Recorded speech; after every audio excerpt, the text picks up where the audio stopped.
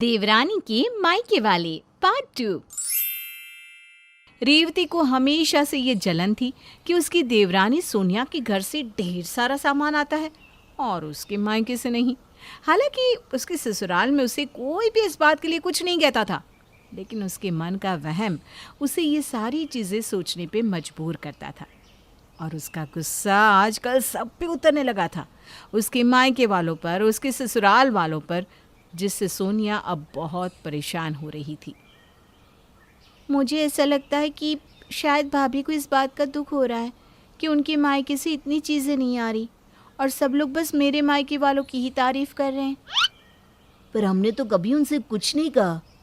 हाँ, हमने कुछ नहीं कहा, पर उनके मन में ये बात घर कर गई है, तो शायद ये बात उन्हें परेशान कर रही है। हमें कुछ करना चाहिए उनके लिए। पर हम कर भी क्या सकते हैं, वो किसी की बात सुनती भी कहाँ है। तुम उनके लिए इतना सोच रही हो, पर वो तो तुमसे हर वक्त गुस्से से ही बात करती है। क्योंकि मन दुखी हुआ है ना, इसलिए। माँ जी हर वक्त मेरे मायके वालों की तारीफ़ करेंगी तो उन्हें बुरा तो लगना ही है ना।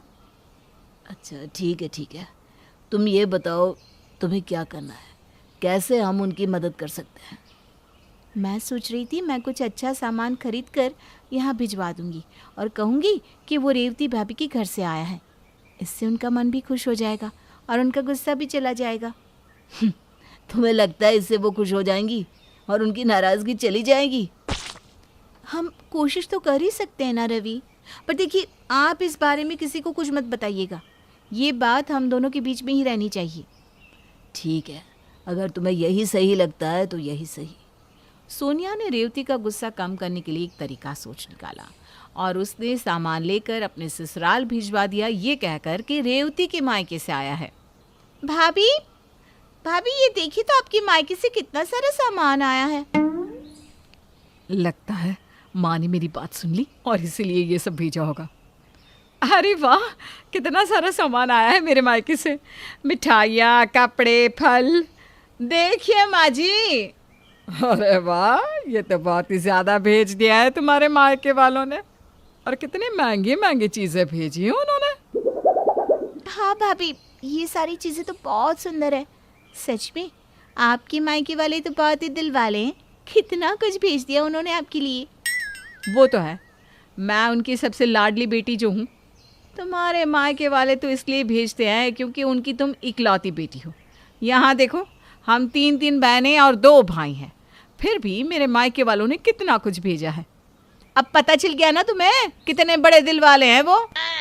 जी भाभी, सच में मैं तो मान गई। हर बार पर उछलती रहती थी ना तुम, मेरे मायके से आया है, मेरे मायके से आया है। अब देख लो, मेरे मायके वालों के सामान के आगे तो कुछ भी नहीं है। सोनिया के घर से इतना सब आता है, पर उसने कभी आपको सुनाया नहीं है भाभी। और आप? रवि, ऐसा कुछ नहीं है। भाभी बस अपने मायके वालों की तारीफ कर रही है। सोनिया ने रवि को इशारा करके चुप रहने को कह दिया, पर रवि को बुरा लग रहा था क्योंकि सोनिया के इतना सब करने के बाद भी रेवती तो सोनिया को ही ताने मारे जा रही थी। तुमने मुझे चुप रहने को क्यों कहा? तुमने देखा नहीं भाभी कैसे तुम्हें सबके सामने नीचा दिखा रही थी? अरे कोई बात नहीं ना, ये तो वो आज बहुत खुश थी ना कि उनके मायके से सामान आया है, इसलिए। खुश होने में और घमंडी होने में फ़र्क होता है सोनिया। तुम ये सब कैसे सहन कर सकती हो? ऐसा कुछ भी नहीं है। रेवती भाभी धीरे धीरे ठीक हो जाएंगी, देखना। बस एक बार उनको लगे कि उनके मायके से भी बहुत सारा सामान आता है, फिर सब कुछ ठीक हो जाएगा। रवि को रेवती का सोनिया को इस तरह नीचा दिखाना बिल्कुल भी पसंद नहीं आ रहा था, लेकिन सोनिया चाहती थी कि उसकी जेठानी भी खुश रहे, इसलिए वो उसकी हर बात को नज़रअंदाज कर रही थी। पर जहाँ सोनिया अपनी जेठानी को खुश करना चाहती थी, वहीं रेवती को अपने ऊपर घमंड होने लगा था और वो तो जैसे हवा में ही उड़ने लगी थी। अरे माँ जी, आपने ये सूट क्यों पहना है? आप वो सूट पहनिए जो मेरे मायके से आया है। अरे पर क्यों बेटा, यह सूट भी बहुत ही सुंदर है।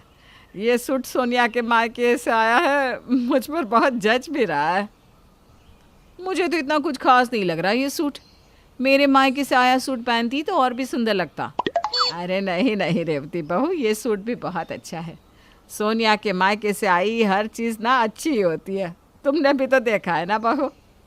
हाँ देखा तो है, पर मेरे मायके से आई चीज़ों की बात ही अलग है। उन्होंने जो भी सामान भेजा है वो बहुत ही महंगा और सुंदर है। रेवती, कुछ दिन पहले तो तुम सोनिया से जलती रहती थी कि उसके मायके से इतना सब आता है, और अब खुद के मायके से सामान क्या आया, तुम तो जैसे हवा में उड़ने लगी बहू। अब क्या करूँ माँ जी, मेरे मायके वालों ने भेजा ही इतना सब है कि मैं उनकी तारीफ़ किए बिना रह ही नहीं सकती। रेवती के सर पे घमंड का भूत सा सवार हो गया था, पर उसे ये नहीं पता था कि जिस मायके के सामान पर वो इतना उड़ रही थी वो उसके मायके से आया ही नहीं था। पर सोनिया ने कभी उसे ये एहसास ही नहीं होने दिया कि ये सब वो कर रही थी। अरे देखिए माँ जी, आज फिर से मेरे मायके से कितनी सारी चीज़ें आई हैं। हाँ, सब बहुत अच्छा है रेवती बहू। अच्छा तो हो गई मेरे मायके से जो आया है। सोनिया, लगता है तुम्हें ये सब देखकर खुशी नहीं हुई।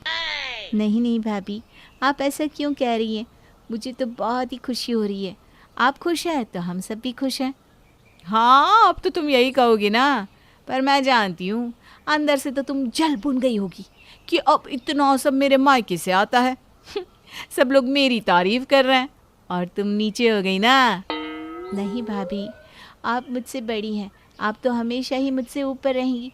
मेरे मन में ऐसा कुछ भी नहीं है, सच में। अब तुम नहीं मान रही हो तो तुम्हारी मर्जी, लेकिन अब तो यही होगा। अब तो तुम अपना राज भूल ही जाओ। बस भाभी बस, बहुत हो गया। मैं कई दिनों से देख रहा हूँ, आप जब देखो सोनिया को ताने मारती रहती हैं, जबकि आपको सच्चाई का कुछ भी पता नहीं। रवि, प्लीज आप चुप रहिए। नहीं, अब मैं नहीं रह सकता चुप। रेवती भाभी, आप जिस सामान पर इतना उड़ रही है ना, घमंड दिखा रही है ना, वो सारा सामान आपके मायके से नहीं बल्कि सोनिया ने भिजवाया है, क्योंकि आप उसके मायके से आए सामान को देखकर उदास हो रही थी। उसने आपको खुशी मिले इसलिए ये सब किया, और आप है कि उसी को ताने मार रही हैं, सुना रही हैं। सॉरी सोनिया, तुमने मना किया था, पर मैं अब और चुप नहीं रह सकता था।